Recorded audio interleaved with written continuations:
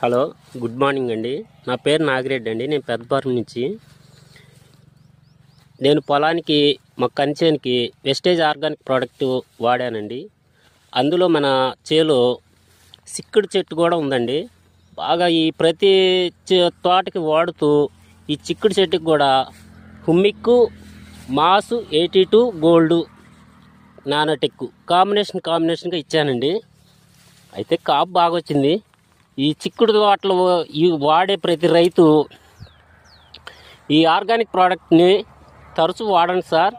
చాలా గ్రోత్ ఉంది, దిగుబడి శాతం బాగా వస్తుంది. ఈ కాయలు బాగున్నాయండి, కోసాము, వీడియో చేశాను.